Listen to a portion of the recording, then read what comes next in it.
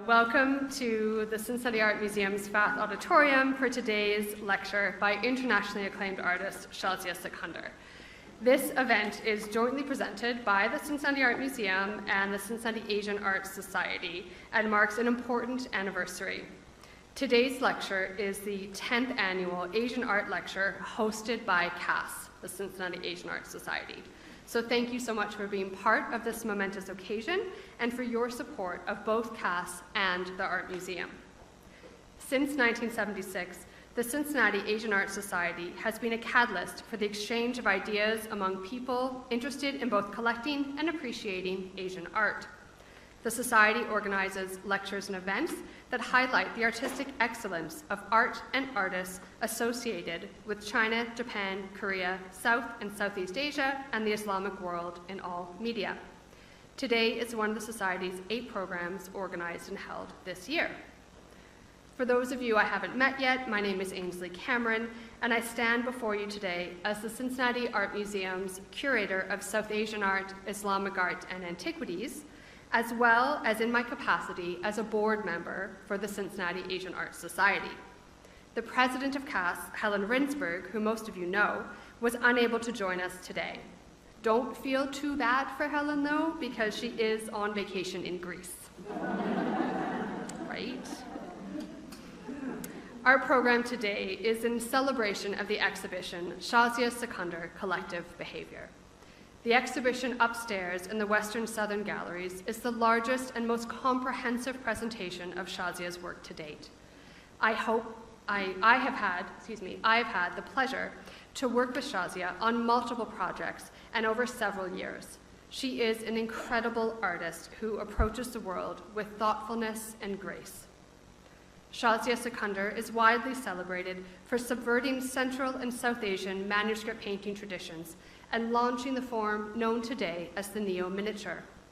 Born in Lahore, Pakistan, Sikander earned her BFA in 1991 from the National College of Arts in Lahore.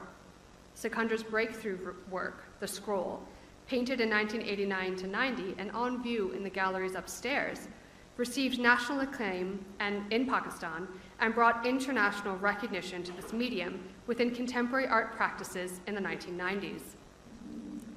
Sikander received her MFA at the Rhode Island School of Design in 1995.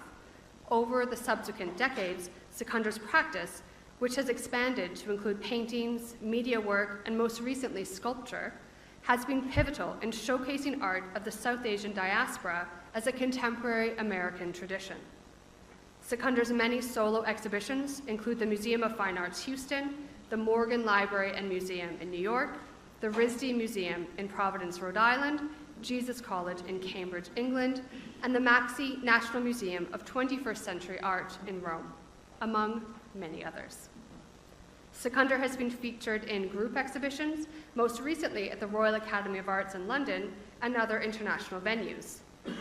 She has been the recipient of many notable awards, including most recently the Pollock Prize for Creativity in 2023, and most notably, a Medal of Art by the US Department of State and a MacArthur Fellowship. Sikander's work is in the collections of most major national and international museums, and permanent site-specific public artworks include Princeton University, here at the Cincinnati Art Museum, and Johns Hopkins University. Sikander serves on the board of Art 21, the Rhode Island School of Design, and the Institute of Fine Arts, New York University. Recent teaching appointments include as an adjunct professor at Columbia University and at Brown University. The exhibition we're celebrating today, Shahzia Sikander Collective Behavior, premiered as a collateral event of the 60th International Art Exhibition, La Biennale di Venezia. The Venice iteration of the show was co-organized by the Cincinnati Art Museum and the Cleveland Museum of Art. Now, complementary iterations of the show are presented at the same time at both Ohio institutions. See CAM's version of the exhibition on view until May 4th, and catch Cleveland's iteration on view until June 8th. And without further ado, please join me in welcoming Shahzia Sikander to the podium.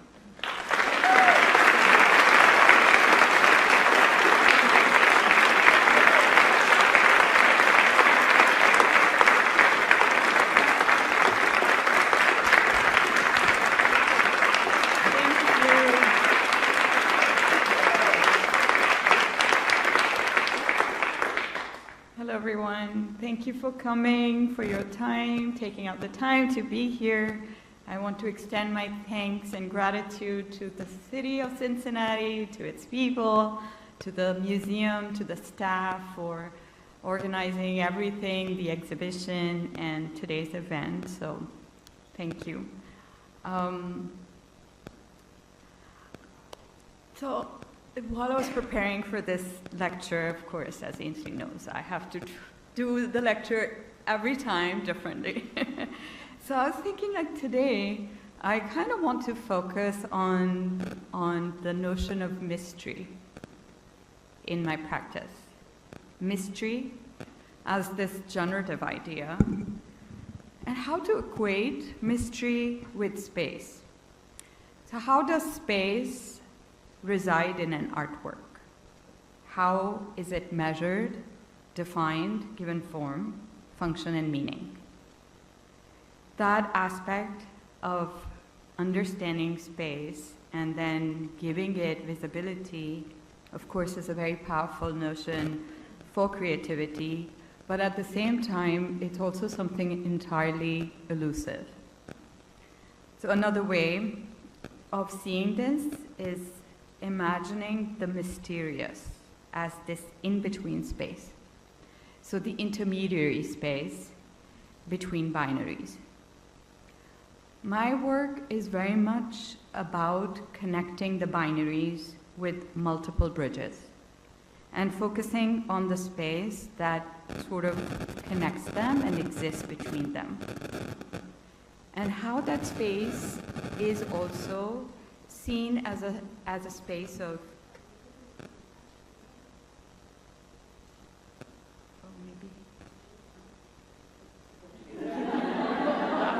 See, that was very mysterious. I was like, what is causing it?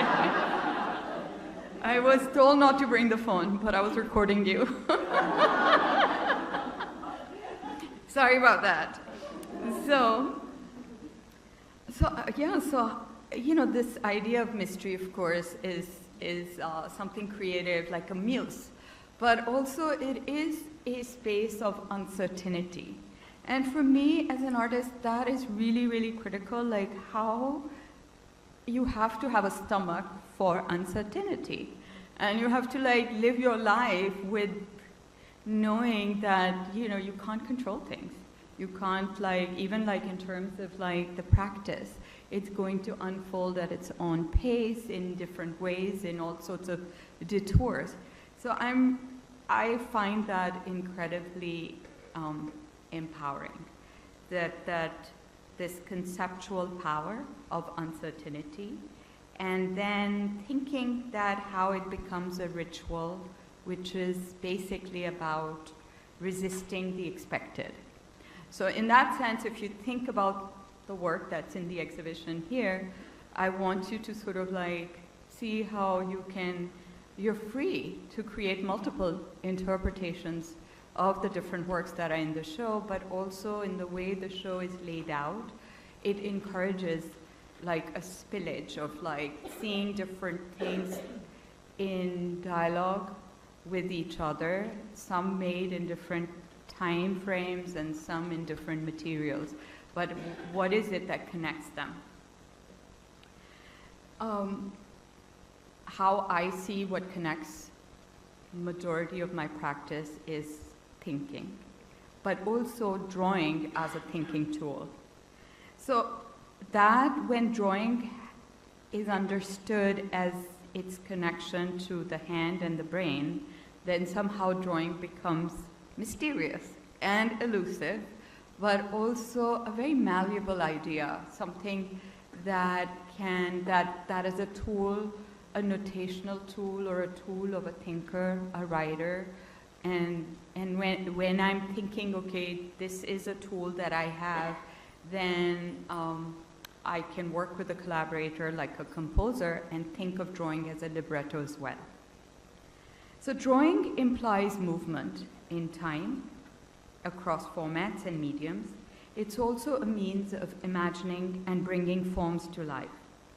Space, velocity, magnitude, direction, all essential elements inherent in the process of drawing they become incredibly active in different ways through thought and action, through animation, through music, but also by linking time-based mediums to the act of drawing. Once it starts operating conceptually, it lends itself in the material. So even the drawings and working with ink and gouache, but also how the drawings can translate into other materials like glass. Glass in particular, because glass also makes visible the states between solid and liquid, opaque and transparent, hardness and elasticity. So here you can see different processes of how I work. I work very fast, sometimes with ink and gouache, and also with, like detailed, where you're using the body almost on a notebook page scale, and then also at a larger scale where the entire body is involved in the making of the image as well. So this sort of way and process or ritual is tied not just to the physicality of material, but also as a means to give birth to form. So forms usually will emerge through that relationship that I've created over a long period of time. And here are some examples, like ink, controlling the ink, or letting the fluid nature of the ink dictate its tenacity, its relationship to paper, how it sits on it, and then taking that image and just projecting it like a tattoo on landscape, just the nature of light. So the inherent light, which might be visible in the glass, in the ink, in the transparency of that material, can also become a medium as light. So I kind of wanted to think like through these different elements, because they all embrace the in-between state, the state that is constantly in transition, that's always transforming. For example, another example is mosaic, glass mosaic in touchstone. This work, the glass and the painting are connected to each other through the tile, which can also be seen as a pixel. So the nature of the tile could be read as the unit of the mosaic. So the normally miniature scale, because these are like 80 inches, or some of the mosaics that I've done for site-specific projects are even larger at 70 feet. But the drawing that they may be related to is often very small, notebook scale. So there is the normally miniature scale that has been appended. The ink has been transformed into glass. And much of the work, of course, is centered with the feminine, which you see translated here. And so touchstone of the title, both literally in the tactile physical properties of the mosaic tile and metaphorically in the centrality of the female theme. There is a subtext, of course, in this direction of disrupting traditions of Indian manuscript paintings, which has sort of, been sort of a theme throughout my practice. So even in the early works, as well as multiple works throughout the course of years that are always engaging with this idea of what is how do you define the illuminated manuscript, what its provenance has been, but also its complexity. So there's many, many ways in which that form gets put under a magnification, like literally, but also metaphorically for me in terms of its meaning. So the genre of miniature painting, or the pre-modern Central South Asian manuscript painting tradition, is stylistically, geographically, chronologically vast. So my interest in it has been incredibly varied, and I've played with it through animation, images like this, which also sort of like, you can see all these works in the exhibition, but here I wanted to show like it was the animation that led to the mosaic. So the unit of the hair that becomes the turban, and then you can see it repeated here in a very different way, but also that interest in the variety, in the range that the historical offers is not just in creating paintings, but it's also in terms of how you can emotionally create a very vast net, a very vast understanding of like the idea of looking through the archives and how, you know, how historically manuscript paintings, where do they exist, where do they reside? And in my experience, in my lifetime, it's really been following that route and looking through collections in many European institutions. So of course the European colonial legacy has shaped the non-Western miniature painting's fate. Because so many of these works, they exist in collections, but there has been a problematic history also because so much has been dismembered and sold for profit during the colonial occupations, and it's also nature of what war does. So when I am looking at the folios in these collections, and even as a young artist, I think for me the first and foremost thing has always been to understand that what it meant if of their diminished potency as the cohesive illustrated worlds. So I'm seeing a fragment here, a page here, a different page in a different institution, and as a young artist, once I understood that they were so fragmented and segregated and placed in different collections, sometimes in private collections that had yet to be published, what do you make of that truncated history? How do you connect a relationship to it? How do you keep that connection alive? So I think that's something that spoke to me very early on when I was working with Bashir Ahmed and at the National College of Art. So I was a young artist studying the disassembly of these manuscripts. And in collaborating with Ainsley Cameron, now over a decade, so all these conversations would come up. And they have come up in many different ways, often through different projects, including the current exhibition here. But there was one project that we did, I think it was our first project, which was when looking at a manuscript in its entirety, which was in the collection of the Philadelphia Art Museum. So some of the questions that I think have come up in our conversations and also that engage with the historical materials that are connected to Western art history but may not necessarily sit very comfortably in that lap of Western art history. So I'm like at the core of this thinking is often how can art remain valid over time? How across different languages and geographies and histories, like where does the power of an image lie? Is it, how does that power survive? And especially in a very image-saturated world. So how are certain beliefs tied to reproduction of cultural knowledge? And what is cultural knowledge and who gets to police it? And what is the role of the museum? And oftentimes, so many times, the role of the museum can be very difficult and sketchy and problematic too. But all of these things, I think, in the background of a functional artist in this time and moment is how I am thinking. So I'm thinking about what are the kinship patterns between experience, consciousness, image, culture, knowledge, as well as race. And then how do you engage through them? How do you thread them together? How may you disrupt them? And that is where the title of the work came from, Disruption as Rapture.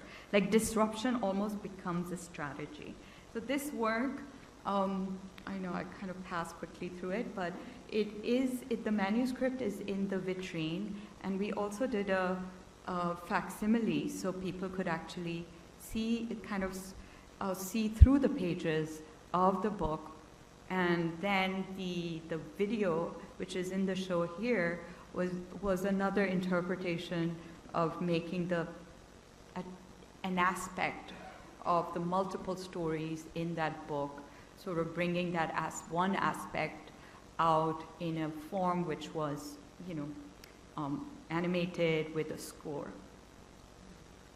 The poem that it draws from is again a very historical poem that has been a trope in different centuries, different generations of image makers and artists and painters. It's a Sufi tale where the love story emerges as a metaphor for the soul search for and connection with the divine. And in this project, we reached out to the composer Duyan, who I've worked with over many, many projects, and also lyricist and writer Ali Sethi. And so it uses South Asian lyrical poetry, Western opera, orchestral music, Indian ragas, Gregorian chants, and its animated form is in high resolution 4K, which gives it the elasticity to be experienced in multiple scales, sizes, situations, allowing the work to exist outside the confines of the museum. And literally, it has traveled across the globe. So I wanted to emphasize that because that is the in-between space. There's multiple things that are unfolding here, that the manuscript becomes accessible to so many more people. And then the problematics of how do you define how do you engage with the narrative of the manuscript. It's a very complex situation because there are over 3,000-4,000 verses, and it's not like the literal translation of that. So how does a visual artist take that type of freedom? And I think having a historian in conversation with an artist and having both of us thinking that we can take so much more freedom in that sort of collaborative thinking process, I think was a key in how this project came about. So jumping right into the scroll painting, because that is one of the early works, which is also in the show, but the painting itself was, the painting is a scroll painting. A lot has been talked about it, but before the scroll, I was making the work on the left was a study for it. And that's a large-scale painting, and it's showing for the first time in this exhibition. And that was also really exciting for me to be able to bring a work from Pakistan that had not been seen, which also predates the scroll. So you can also see the relationship that I'm creating with the Safavid and the Timurid period, and thinking about structure and spatial division and spaces. But what I learned again was that the exhibition here is very beautifully struck, like the space in the show has a really wonderful ease in which you can see the different works simultaneously. And that was also inspired by, I heard, the designer that created the space here looked at the scroll painting. So there's another layer here, that the scroll painting is literally informing through somebody else's interpretation the space in which all the works are being seen. But if you look at the painting itself, you will see that there is a protagonist, a young female, stepping over a threshold, symbolized as a frame where you see her taking herself and others, which are the viewer, along into a new territory, a new beginning. Her form is moving through space, restless, diaphanous, passing through time, and not being rooted in the moment that the other characters exist. So that was sort of one of the many layers of working in this work. It now is captured in a children's book as well. And it was a time when I myself was a teenager, and it marks a period when I was very inspired by women all around me in the mid-'80s, late '80s, and there were many Pakistani women artists, activists, poets, and other female friends, family. So it's really interesting for me to look at this and to see how, oops, something went wrong there, but when you go upstairs, you can see the nature of the show. Another thing that I was thinking about this in-between idea was that protagonist that is this ghost-like character of the feminine, it almost echoes again as a apparition lens that I collaborated with Snapchat, where you can see the sculpture, which is on the roof of the courthouse, but if you can't really see it up there because it's higher, you can actually engage with it through the lens. So that, for me, is also this very interesting notion of the thing that is hard to capture, but it exists. It's always in view, in sight, tactile, but still elusive. And that is a subject that is in so many of the drawings as well, including this sort of hybrid character like the chalawa. Chalawa is a Punjabi term. Maybe I remember it from my grandmother calling, most of us chalawas, because it could be applied to somebody who's so swift that you can't capture them. So they're in and out. And so maybe a term of endearment, but also a form that is hard to capture or hard to stereotype. And I think that also, I was thinking that becomes a really exciting idea in terms of thinking about the intermediary. Then we had this wonderful opportunity to, like, the chalawa is echoed. I think this was so not intentional, but the space that we organized this exhibition in Italy, in Venice, was offering all these architectural details, and where, the things were just naturally engaging in the nature of space in Venice. So this palazzo itself was from 1500 and had many histories, including a Moorish history. So as I said, I look a lot at the manuscript. I'm always looking at this idea of the fragment. What is the fragmentary notion? And that has led to the notion of the particle system, which is mostly how most of the animations are made.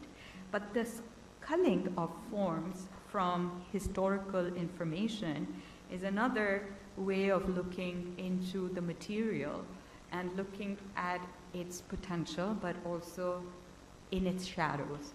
And this work, Spin, also it kind of exemplifies that idea, where the Mughal court painting, which is set in a darbar, a formal meeting space, traditionally reserved for displays of authority. But in reimagining this space, I thought of bringing in the feminine. So as the feminine infiltrates through these little characters, the female characters, it disrupts that order. So maybe it's symbolically disrupting the patriarchy or the sovereignty. But then the hair disassociates from the bodies, and it clears the hall for other women who briefly assume the throne, and that goes on. So you can see the animated work. But these were just another few sort of images that I wanted to bring in to show this nature of how the sort of like the little element of the hair with the with divorce from the body gives it the potential to become a particle system through which you can write code and create different types of movement patterns. But you can, it's like the DNA is still there. I've not altered it. It is the hair, and then it's that symbolic value that is connected to the historical, but at the same time, it can be used in different ways, so that kinetic notion is present in the historical. So when I look at the manuscript painting, I can see that they are full of movement and motion, and it's almost like being able to recognize that nature that kind of allows me to thrive with this concept that the more I look, the more I can collaborate, the more I can revisit. And so ideas, forms, they speak instantaneously to music, to movement, and some even hint at sculptural directions. But I usually leave all these possibilities open so that more ideas can fall in place. Sometimes, often, at times, through thinking, like through dreams, through reflection, mental discussion. But most of the time through experimenting with the physical materials. And that brings me to this magnification of that idea through another work, Parallax. And Parallax, is a film made over a period of a year and a half. It has a very cinematic notion, which I think is similar to the scroll painting as well. But it examines contested histories of colonialism, mechanisms of power, tensions over the control of the Strait of Hormuz and the Persian Gulf, because I was focusing on that area because it was made for the Shahzia Art Biennale a decade ago, and the maritime trade, movement of resources, commodities, like movement of oil and bodies, naval warfare, East India Company, the imperial air trade routes, all of these things are kind of material matter that gets animated in the film. But when I was doing research, I also did visit and spend time there, and I came across this abandoned theater where one of the migrant workers was residing there, and he was from Pakistan. He didn't know I was from Pakistan.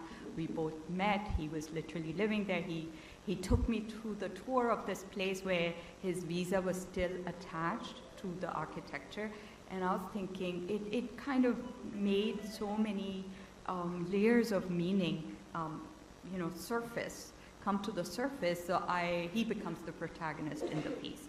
So not to sort of like get stuck there, but the spinning arms, the broken forearms with clenched hands, they're all iterations of struggle, fear, terror, might, control, loss of power, fate. They are borrowed from multiple sources, but then they also, you can see then that they play themselves out in different ways in the work as well. But it's also made from many, many drawings, some large scale, some small, but as I work with ink and gouache and I do the different layers, I will sometimes record different layers and build things based on that progression.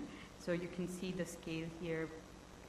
And then in different, the work has also been in different locations across many, many cities. It has very widely traveled.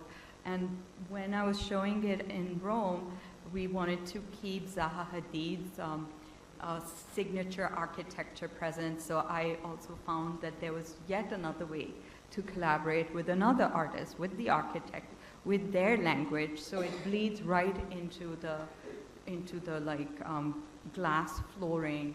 And I like that a lot about my practice and its dedication, that it demands a precision, but at the same time, it remains open-ended. So I want you to sort of think about that, like, okay, how can you be precise and yet offer multiple interpretations? And I think that embodies the spirit of the pursuit. And also in terms of, engaging, like how do you engage with history? History is so subjective. It depends whoever gets to write history, and history is often the highest bidder. And then the work traveled in different locations, and of course every time it goes in different locations, it offers different interpretation and different ways in which people respond to it. And then oftentimes I will have distance from that work, and I will create interpretations, and I'll develop it further, or I'll develop certain chapters in different ways. So here's another example that work, the drawings become mosaics, but the mosaics are part of a larger scale where literally parallax was, the cinematic nature of parallax was created in a vertical dimension, and the material of glass became a metaphor for light, strength, fragility, transparency, openness, malleability. Again, the same tools that I'm interested in the basicness of drawing. So Ecstasy is Sublime Heartless Vector is a 70-foot piece. It's stacked up, compositional structure, interplay of color, shape, form, kind of offering a multiplicity of materials and how they can tell a story. So So whether you start from the top or you go from the bottom, it unravels. And it's kind of like I was thinking of it as an epic poem. And the overarching themes of human, economic, interconnectivity, and struggle for truth are part of this piece. There's a lot of references to history, religion, literature, sort of like a visual poem. And the drawings were done to scale, so you can see some of those at some of the sections between the floors are 14 to 18 feet, so those are those scaled up works. And I started developing this work in Munich with Franz Mir Studio, and since then I've been working with them very closely. There was another work that was that's installed at the Johns Hopkins University, metaxou, a Greek word meaning in between or middle ground, a lush garden landscape with vibrant pieces of multicolored glass to describe the state of a human being who is perennially nomadic. Additionally, it also references Simone Weil's, further adding to this definition, which talks about the metaxou as the condition of those who pursue lifelong paths to truth and knowledge. So again, coming back from this animated, like this dispersed, fragmented mosaic, and then seeing like how the pixel operates outside of the museum, outside of the gallery, off of our computer screen into a different space, so here in Times Square. But many of my animated films allude to these interstices or the lacunas or the mythos of the migrant and the citizen, women and power, the colonized, or all of us have an artist inside us. So the artists, all that are caught between worlds, artistic vocabularies, cultures, practices, histories. So I think again like that this power is coming through the notion of the hand, and that drawing is present in all these phases of growth. Epistrophe is another project which is upstairs, but it also has existed through a practice that I did where I, as a younger artist, I did a lot of wall paintings, murals. I was running around and working with, I had met graffiti artists in San Francisco. We did a lot of things which were done in over a period of a week or 2 or 3 and then painted over. And in that time, I was also working with these drawings that were on these thin tracing paper material, and it was very different. It was a moment where I could take elements out of the small precious drawings and put them, scale them up and put them on the walls and kind of break away or outside of the preciousness of the detail. And that intention was to use fluid, spontaneous gestures that amplified the whole body, but also amplified the invented motives. This large-scale work required a very different kind of labor, scale, and pace than the smaller, intricate compositions. But I also saw that this was also, I saw this in conversation with other classical traditions.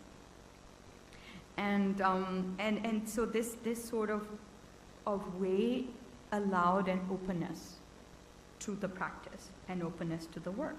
Because if you look at them closely, there's no intention to hide anything. The paper is incredibly transparent. Everything is visible. It flows, it moves. All marks, including any flaws, become part of the piece. And it usually has no borders, and it can expand in any direction. And it becomes a site, which is, again, unstable, uncertain, and multivalent. So the artistic process usually starts with reading and research, engaging oftentimes with community, and careful listening.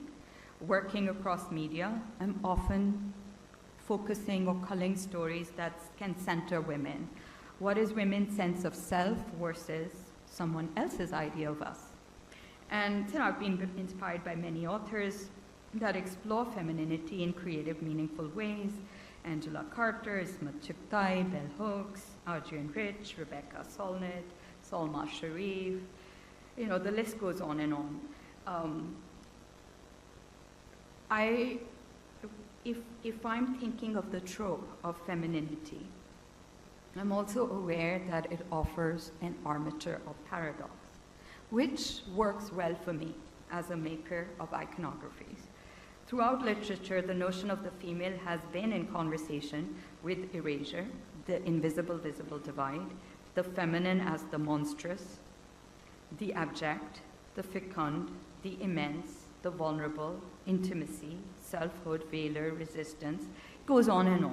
And especially at the intersections of race and war, it often is a marker of highlighting the fear that resides or lurks when boundaries tend to melt. Again, when boundaries are moving, that is that in-between space. So when I was thinking of centering women as agents of resistance or change, they can offer a redemptive or counter narrative to the exploitative and extractive forces. And here it comes a series that is in the show, but I kind of call it the Christmas tree series, because when I was doing research, and I came across all these oil rigs in the British Petroleum magazine of the 60s, and I didn't know at that time that the rigs were called Christmas trees, so I took that idea and ran with it and made these conical shapes where you can see that the piped branches and chains as garland, but then that led into these ongoing series of works, where here you can see some of the details. But these are works which again may be a critique and meditation on symbols of extraction with links to nature, to imagination and art as sources of abundance, as opposed to the desiccating logic of extraction. So especially if you see the detail in Land of Tears, where the gifts beneath the tree are the two female forms, one living, one skeleton, holding on to one another for affirmation, support, as though summoning the strength of ancestors.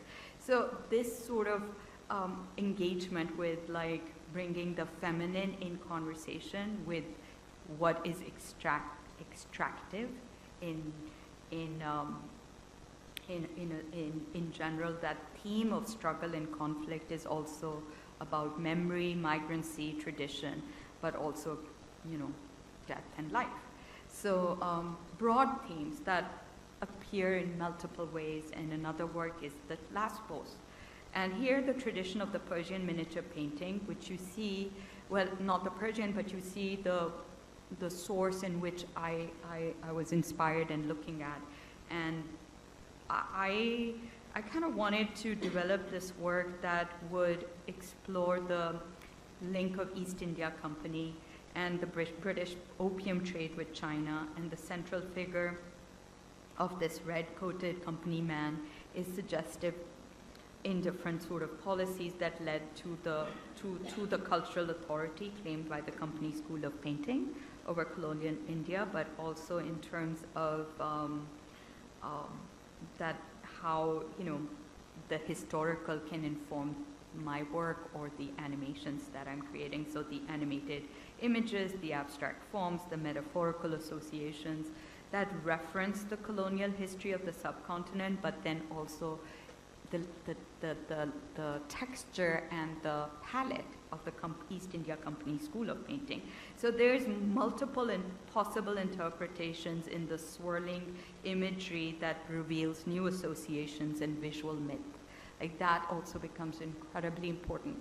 How a form that emerges out of ink and gesture and reading and thinking how do you make it mythic? How can a simple image that you've made on paper can become mythic? Like that, for me, is a really interesting idea. Like, how do motifs and trenchant historical symbols can be given shifting identity as they come together to cultivate new associations? Another example would be Adam Smith. Like here, the economist, philosopher, author of The Wealth of Nations, Here he is seen in this piece that is borrowing from the last pose, but now he's strapped into the company attire. His lofty ideas grow wings. Unable to fly, remains fluttering in the economics building of Princeton University. So again, the context of that site allowed me to really take what I was making and develop and edit it into this piece that you see here. Here it's at almost 30 feet, painted on glass, and it becomes another way in which the work is constantly changing, shifting throughout the day, because again, it can be seen from both sides and multiple sides, and the natural light affects it. So this idea again of things that are almost fluid, they carry the DNA of the ink, and that kind of, I wanted to equate that to Venice, because Venice was so much about the relationship of water. But Venice also offered us together when we were organizing this exhibition and thinking about Venice as its rich history with trade between Persia, China, Africa, mixed borrowed motifs that reverberate through the Italian Renaissance paintings, illuminated manuscripts, and textiles as well. And of course the histories of glass and lace. So all of these things that I was already playing with, they get amplified in that context. And some of them I was able to evolve and develop further. So ideas that are there, and then they get defined in new works that I created, where I was looking at the collections in the museum. Like this work, Ode to Venice, was a painting that in one of my earlier trips to actually create Caesura, which is also in the Middle East galleries here, which was another collaboration that I did with Ainsley. And in one of those trips, I think we saw a painting. So the historical painting that this piece refers to is in the Cincinnati Art Museum's collection. So I was looking at that, then I found another painting at the Cleveland Art Museum, and then I was making this idea about Venice, and so it kind of emerged from those points of references as well. But this idea of plurality and influence, I think it's very important for me to point out that, these illuminated manuscript, my focus is on the materials from the non-Western, pre-modern medieval material. Like how that has also influenced and has a link to Western wealth and culture from such histories of trade and exchange. So when you understand that the ancient world is not isolated, trade migration is at its foundation. But when you study Western art history, its focus is so much at the foundation is the Greco-Roman, and it's singled out against the flourishing art traditions of Gandhara and Kushan. So that all of those aspects are really maybe more visible in a place like Venice. So I think over there, we were really excited that all these relationships between paper, textile, glass could be brought together in the collective behavior. And so, so sort of this idea of like how things carry their trace, or they carry their DNA, or how people carry their stories wherever they go, is also echoed in the forms themselves. So like the self-rooted nature of so many of the forms that are in the show, in my work. So this one, for example, the limbs or the appendages are often about resilience and autonomy, like women carry their roots wherever they go. And it's not a reference to nature, because there is no real host is needed. It's not seeking roots into a land, but it can also be about women over time, over history, connected to each other through memory, stories, collective consciousness. And that one work, which was so pivotal, that emerged when I thought of all of these things as a very young artist, and that work is also in the Cincinnati Art Museum's collection. It's the work on the left here, A Slight and Pleasing Dislocation. And that's when the first time it emerges. And you can see that, it was an iconography that started to evolve when the more I focused and fixated on the feminine lens, what it meant for me as a tool of thinking, and the more I was looking at things, how they get categorized and written about. So for example, dissecting these coffee table style big luxurious books on Indian art or Islamic art. They almost always had these categories into chapters on miniature, ceramics, weapons, calligraphy. And I was like, all of these shadowless forms that sit in these representations, what if they are little characters or monsters that want to escape those representations? So what if they crawl out of the page, and if they did, what would they look like? And those were the responses that were coming up. So for me, this was sort of an inventive, iconic play on, again, the histories of dispersing, rupturing, archiving, cataloging, institutionalizing art and artifacts, how they operate everywhere in terms of how we are fascinated with the other, what is the notion of the other, who substitutes as the other, and how this is such a human trait, and how histories embrace, or how we are talking about it in the current moment. So this, just wanting to give you another way of looking at the manuscript and another way of looking at the historical elements. But experimenting with ink, mixed media techniques with a certain swiftness and abandon. So using, pressure, large brush, gestural marks, and kind of creating forms that though may be feminine, but they were also simultaneously androgynous. And that I thought was really exciting for me, that I could dwell on the feminine and not just make it into a binary of a gender, but it could be something more.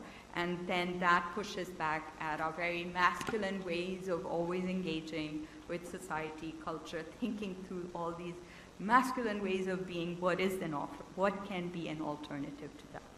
So I'm going to pause here because I have a tendency to always just go past time, so if you can tell me if I should end or if I have a few more minutes. Ainsley? 5 more minutes? Okay. So so there's this decorative collar, the lace jabot, which was a nod to the feminization of the black judicial robe. And of course, this appears in different ways, and it's also created with lace and pulp. And as I'm making the materials in the recent sort of last year, I was working primarily with pulp. So cotton pulp and abaca, which is like a banana leaf, and so the very short fiber, hard and long fiber, and the tensions of fiber alongside water, and channeling that as ideas for new works for Venice, and some of those sketches, drawings you can see in the vitrine in the show here. But so this form evolves and appears in different iterations in the sculpture as well. But here, this idea of iconography. So another iconography that I looked at were these ram's horns, which which were part of the decorative program at the Appellate Division courthouse that I was looking at. And so I wanted to point that out, that they are carved ram's horns in the bench chairs of the judges. And I took that element and then kind of looked at other iterations, whether it's the Nigerian Christmas or the little shapes of hair as little curls on Buddha's head, and then drew that inspiration for the hair and the braids that are in the sculpture as well. So you can see that also in the show. And other ways in which older works have kind of allowed the direction from painting to sculpture. Again, can a painting translate into sculpture? So that was looking at the singular paintings where the skirt becomes a very prominent motif in my work. It's sort of a space for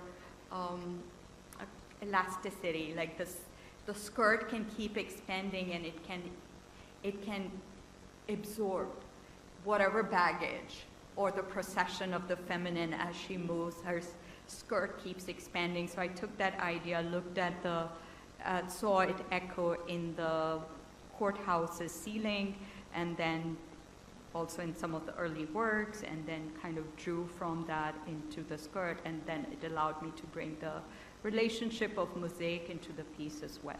So again, how different responses to the works have allowed a constant sort of birth of new ways of thinking. But I think all of this has to be understood that as an artist, over time, when you've had opportunity like what this show exhibits allows me here, is that I myself am looking at so much of the works that I made in the 90s for the first time. And then when I'm looking at it at the first time, I'm also aware that so much of the work is works on paper and with ink and gouache, so they will go right back into different storages. So your work is almost becoming in the same way as the material that I deeply search for, that I look for.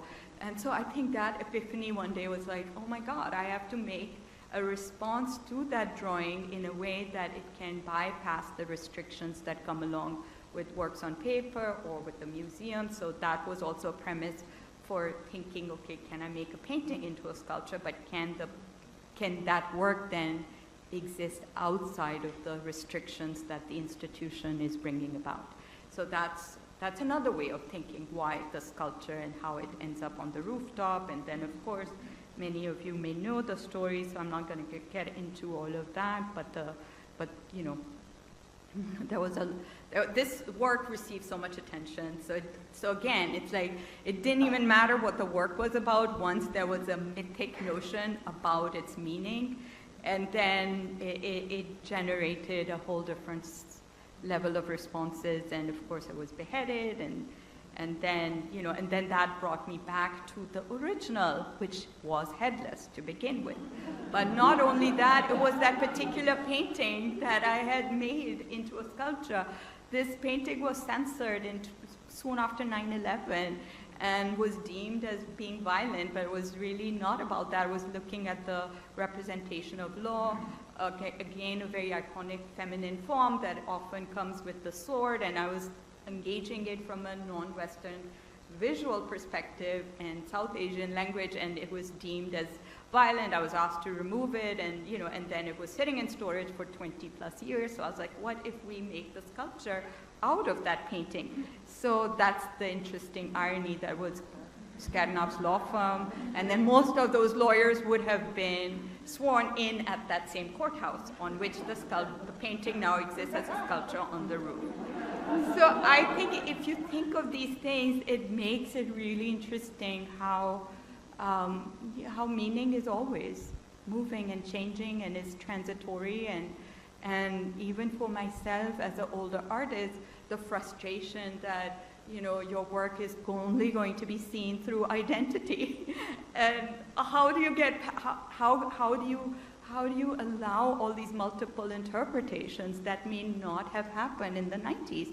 So that was also really exciting for me, is to have projects like this which pull out the historical work and offer it to a younger audience and new interpretations.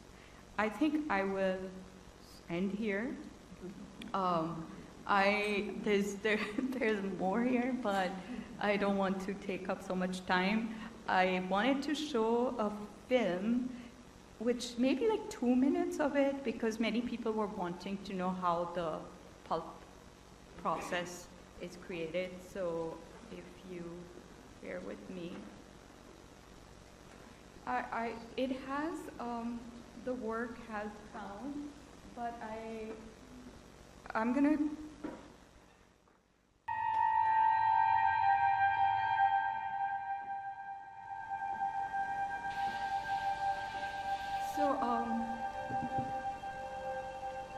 many of the works in the show, the more recent works, were made through this process of pulp and water. There's no adhesive. So everything that looks as if it could be printed on the surface of the paper is actually the paper itself. And here is sort of a little bit of a insight into how I was working. The material is created through gallons of pulp and water, and then as it drains on the sieve, that's when you have to make the work. So basically, I have to make the work within a matter of 24 hours or maximum 48 hours. As the water is draining and the pulp is getting solidified, that's where you can move it around through stencils or other ways and through the pressure of the water hose.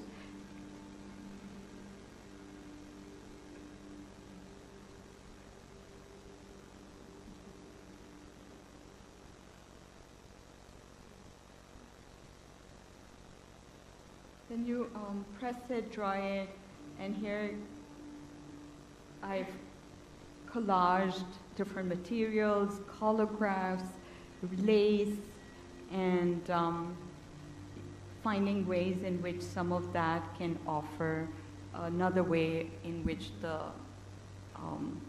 pulp disintegrates or separates itself. So some of these things are already created in pulp and then assembled into the paper, which again is in pulp, so everything is seamless. So this project was done with the Paper Mill Studio in Gowanus, Brooklyn, and it's part of Case Editions.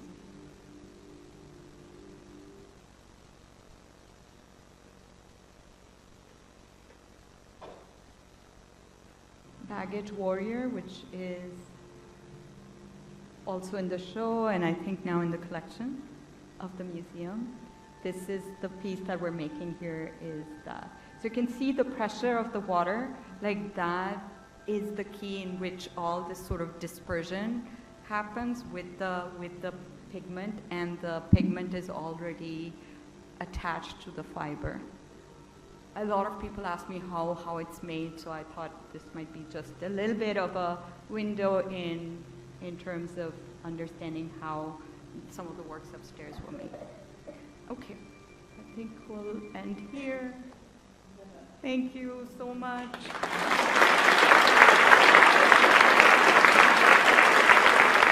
Thank you, everyone, and thank you, Shahzia. That was an incredible, incredible lecture. We're honored to have you here and to speak today and to engage with this exhibition. I mean, this is such an incredible project, I think, if I may say, but an incredible opportunity to share your work here and to share how your ideas have transformed over time, and that elasticity, that's a word I kept on coming back to as you were talking, this incredible movement between medium, between meaning, between spaces, and how that all comes together. So it was a wonderful journey to see that, so thank you. Thank you so much for that. We have a few minutes right now. It's very hard to see you. I'll admit it. These lights are very bright.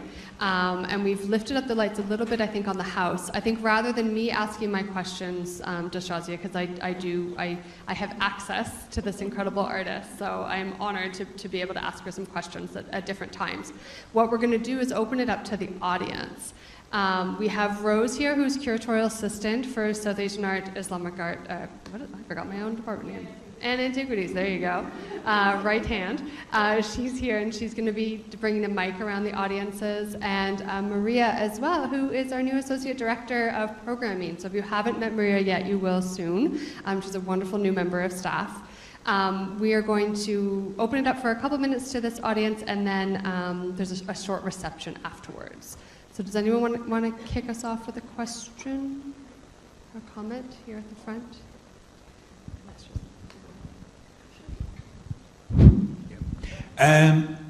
On the pulp that you were using, was it cotton, or was it just different types of material, or what types of material were it? That's all cotton and abaca fiber. So it's all fiber, which has been made into a pulp and pulped up. So different transparencies that you can get, the way it shrinks, it can create a different type of visual effects. And then it's stained. So it's all the different colors that you saw in different bottles. They were stained fiber. Thank you very much. Yep.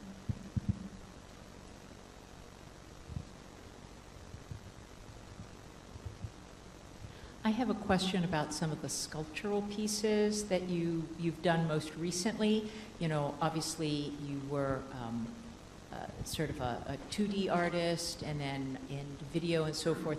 But my question is, on those sculptural pieces, are you actually then doing those sculptural pieces yourself? Are you doing them in a smaller scale and then they are enlarged? Or are you actually doing that three-dimensional work yourself? Because I see that you're working with other people, so I'm kind of curious about that. Mm-hmm.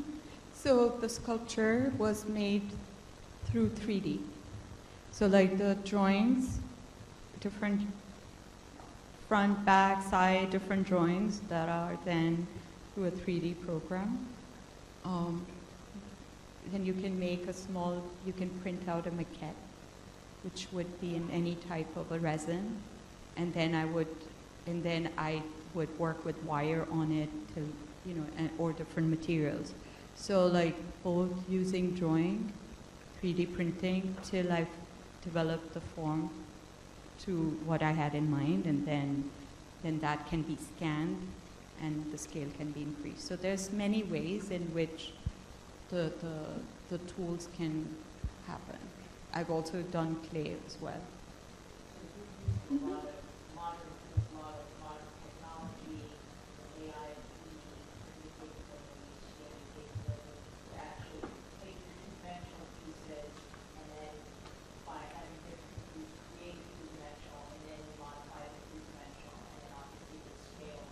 Yeah. Yeah. Complicated, but makes perfect sense. Yes.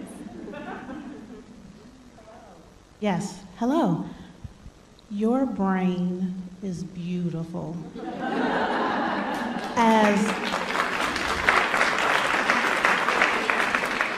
And I know you want to transpose gender, but as a woman going into the exhibit, I felt seen and celebrated. My daughter and I had a whole debate about your unfinished piece, and I would like to hear from your words. Is it finished in your brain? Will you ever finish it? And why you didn't finish it? Okay, so is that the mural piece? Yeah, I slighted Pleasing Dislocation 2, I think, the one that was originally from the law firm. Well, that is a fragment of the larger work. So the larger work would have been site-specific, so I don't exactly recall the dimension of the hallway in which I was making it. Probably 750 or 50-foot length and several panels that were like a puzzle on that wall. And I wasn't painting directly on the wall because I think, of course, it was a law firm, so they figured out it can't be painted over or something. So I remember when there was this whole thing, like it was in the middle of my working. I had access in the middle of the night. Like the law firm, probably quiet hours were midnight to 3. And I would work in those hours because I wanted to just do the piece inside, in situ. So when all this controversy happened and it was half done already. And I think one night I came with a crew and we just removed the whole work. Because I didn't want to like engage with like whatever the problem was about censoring things, etc. And then it was what it was in that time, at that moment, half done, and was sitting in storage for many, many years, and then engaging with younger thinkers, PhD student, and they were like, tell those stories, pull out that work, why don't you share it? And I was like, but it's not finished, how can I? And so I was like, so yeah, coming back to this idea of what is finished, And for someone like myself who will often paint over my older works. So it's very tricky, like what designates as something that has no more possibility. I mean, I think it's really interesting, that piece, because you do return to so many works.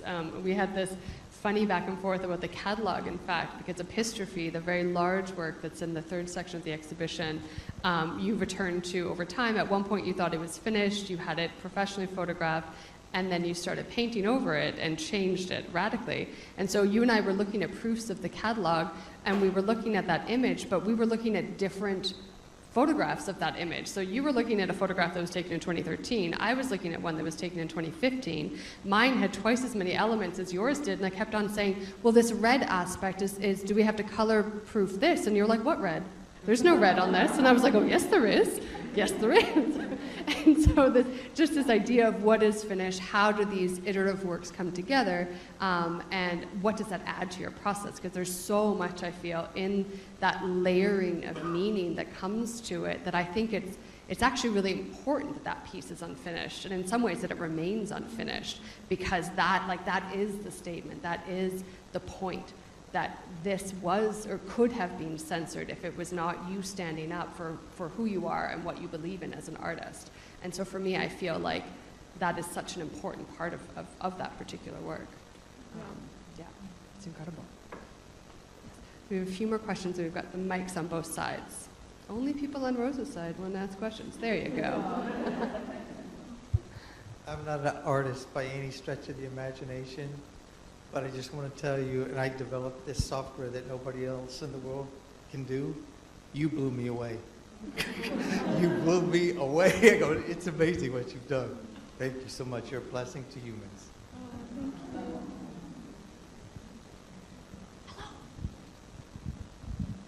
Your work is incredible. Thank you for showing it here in Cincinnati. As an artist, I understand that we study a lot of cultures and different aspects of art. I was wondering, because there's a strong influence of Indian art as well as Islamic art and other natures of art, have you spent time in India, or what influences you so much? Even Bollywood, like I saw one of your pieces which talks about Choli ke piche kya hai and things like that. Like, Yeah, well, I grew up in Pakistan, so I was an adult when I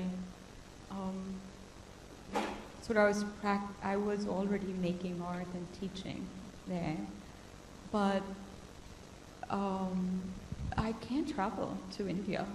You can't get a visa so that's another whole layer of censorship and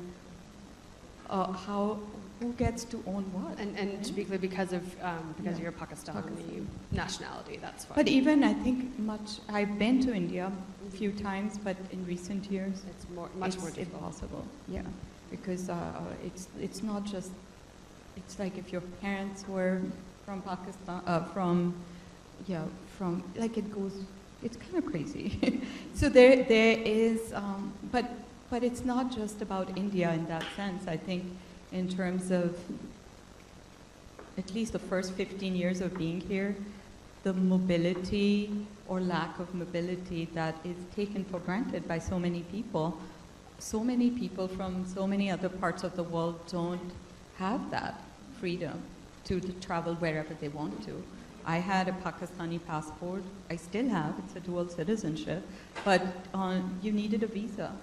So there were so many times where I couldn't go and study or research or even show up for my own opening or go and see exhibitions that needed to be seen.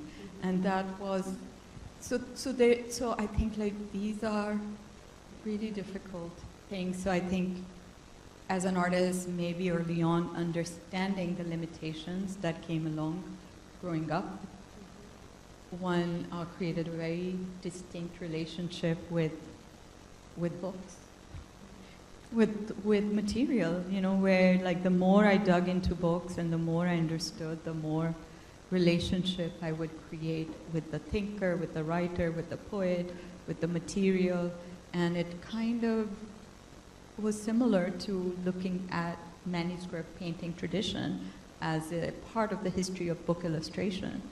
So that also is kind of unfortunate in the nature of it. But yeah, I wanted to go and see so many things in India, in the material history, but it's never been that simple. Yeah. And it's interesting that this idea of transformation, elasticity, is such a big part of your practice because of that in some ways, because that's how you had to access some of these histories and how that the movement of art and art histories across the world is really sort of influential to all of us, but in particular to your practice and development. Yeah. And also like early, like in the 1980s, you know, books themselves were not digitized, of course, so they are not readily available. They are a handful of precious books. So we would sometimes, like, the teacher would just Xerox an image out of a book, and the book would go back into a locked cabinet. So you had to study maybe the miniature painting through a black and white Xerox.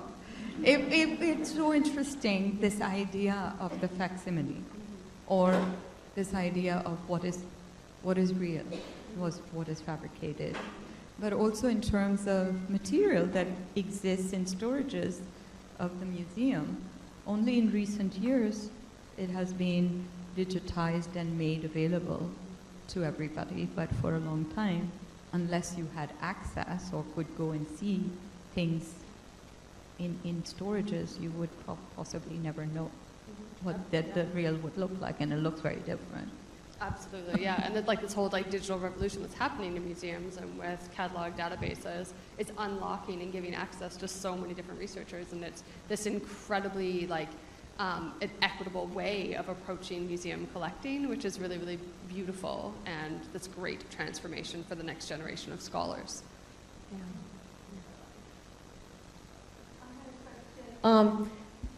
The mosaics are just amazing that are in the exhibit. Not just the scale, but the density of glass and color, and the process that you use. It's not often that they're stacked the way you've done it. And I thought maybe you could talk a little bit about what inspired you to go that direction. Yeah, exactly, to not make them like a tile, like how to do them differently. So the way I do them is usually I will draw and do a short, animate the few drawings, and then take a still from a moving image and use that as a point of departure. So it was kind of how could I make the mosaic so that they could embody like movement and not about recreating an image. And they're not grouted also in the traditional way. Hello, Shahzia. Hello. I've been following your work since 1997, so this is a real privilege to see you. You had mentioned the idea of uncertainty, and it's a very uncertain world, it's a very uncertain occupation, art making, and I was just wondering if you could tell us maybe one or two things that keep you afloat in the uncertainty.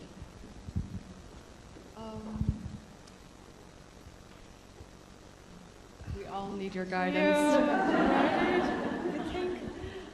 Yeah, I would say, if I think about art as knowledge construction, then it gives me a level of calmness, that, okay, it's in service to something. That's one. I think also in the act of making, I think all of us, like if you're in the act of doing something, you're in the moment, you're in the now, your brain, is occupied in different ways. So I think also that's a blessing in terms of whether you're writing or reading or in the act of something that demands multiple ways of processing. I think that collaboration is another way. In moments when you're like, oh, what's the next thing, or what do you have to do, and you're reading something and you're inspired, it's like, I often tell my students it's okay to reach out to people. You know, there's always multiple rejections happening, and then something might click. So I always think that's also a big way of collaborating with other people. You know, and then that can be incredibly inspiring, because power often resides when there's multiple ways of coming together. Yeah, what else? Well, it just sort of made me think the idea of art as an inspirational force and catalyst for good and for the next generation. And so I was thinking about the Cincinnati Art Museum permanent galleries are always free. So come in, see the artwork on display, see Caesura, which is this incredibly inspirational piece, right? That is thinking about the past, mining the past for this incredible new future, as many of your works do. And then I've started thinking about what that future holds and how we can look all around us for inspiration. And it made me think of sort of how lucky we are in Cincinnati to have this museum, to have this exhibition, but of course the exhibition does close soon, but there is going to be an opportunity to continue to appreciate your work and to bring inspiration to those around us, and that we have recently been talking about and sort of soft announcing, and Colleen, are you still here somewhere? The fact that we're working with artwork, there she is, with artworks to bring a mural to Cincinnati of Shahzia Sikander's work. So there's going to be more opportunities.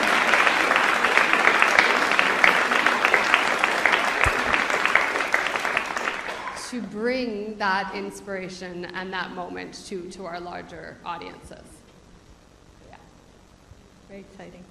I was a little bit on point with my answer there, but still. We are probably very close. You want to ask your question? We have one last question. And then after this question, we're probably going to move to the reception, which is in the Merrick Weaver Commons. There are quite a few of you who've asked if Shahzia can sign copies of your catalog.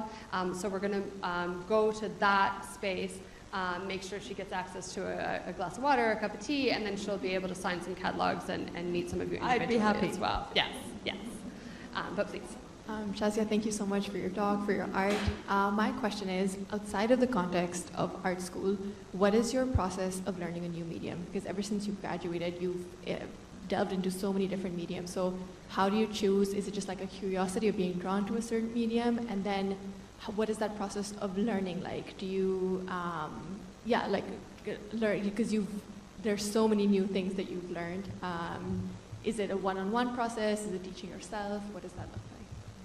So the other thing, which I was going to say, which you brought up, is curiosity.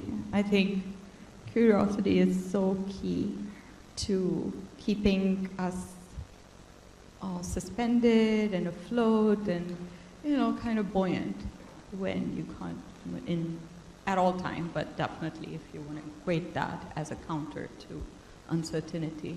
I think for me, understanding the manuscript genre. I say genre maybe because of, I don't know, maybe a lack of a different word, but it's so wide and so varied and over such a long period of time, and it bleeds into illuminated manuscripts, and it's impossible to say that, okay, the work, there's so many ways in which you can enter it. And that idea is about a multivalence. So it cannot just be understood by responding in painting. And that's one way where I see the way I respond to it is, it demands in that moment whatever medium. So it's the pursuit of that idea. And if the best way to execute it is in a shift of the medium, then so be it. But it also feels, perhaps in the show, because the show is also one example or two examples of bodies of work. So there's a lot of work that is not in the exhibition.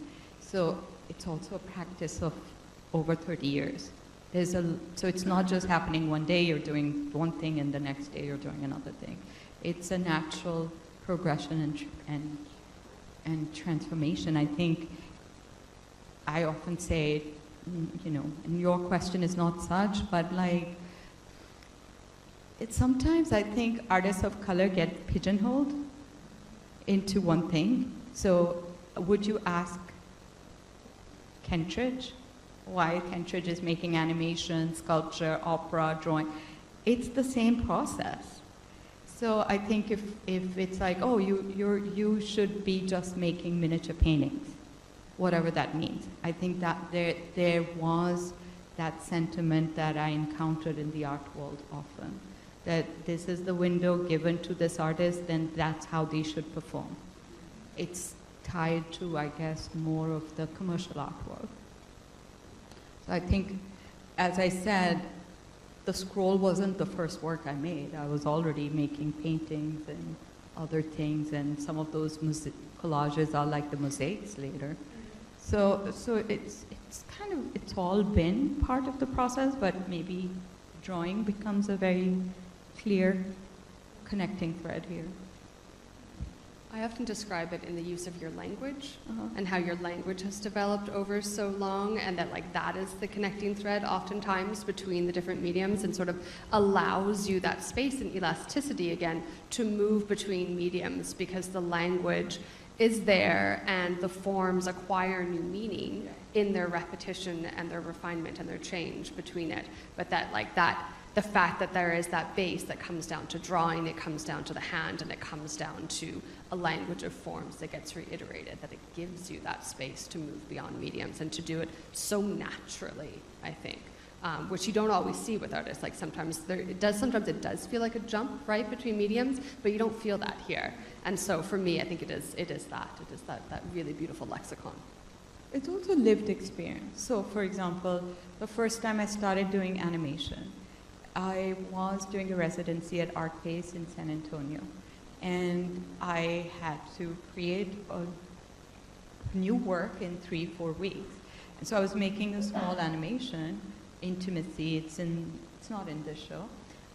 And I was like, okay, Apple computers had just come out, like the ones with the colored background, the colored big bubble. So I was like, they had given us access to that. So I was like, okay, I'll just scan every layer that I'm creating. So suddenly I had all these layers. So then I started playing with placing them together and threading them together, and a video came out of it. But it was literally documenting the small drawing that I made, so I decided to exhibit that in conversation.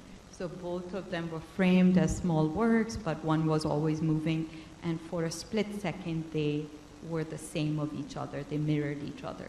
So that's a residency that focuses on allowing, making young artists create new work. So maybe opportunities of that nature have often led to things.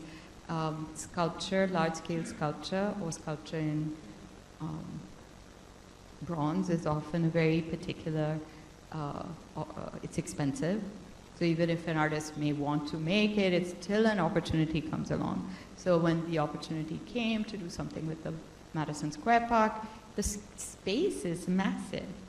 So, I was like, okay, this is a great opportunity for me to see if the painting can translate into a sculpture, because I had to make something at 20 feet. So I think it's a combination of many things, especially for an artist like myself that has chosen a more academic route, and a route which is not, every year there are multiple commercial shows happening. My commercial shows were often once a decade or something like that. So it was always this thing about teaching and learning and speaking and articulating and kind of finding artist residencies and conversation with other thinkers, writers, and collaborating. So, but over over a period of time. So even collaborating with the composer, who's now composed scores for more than 10 works, we met at a residency and then started conversing and realizing that there was a lot of common ground in the way somebody like her was dismantling classical routes of music, and I was internally deconstructing miniature languages. And then we could see that there was going to be a natural relationship in our languages. So eventually we ended up making a work together, and then more and more. So it's a very, for me, it's a organic process. Well, thank you, Shahzia, again, on behalf of the Art Museum.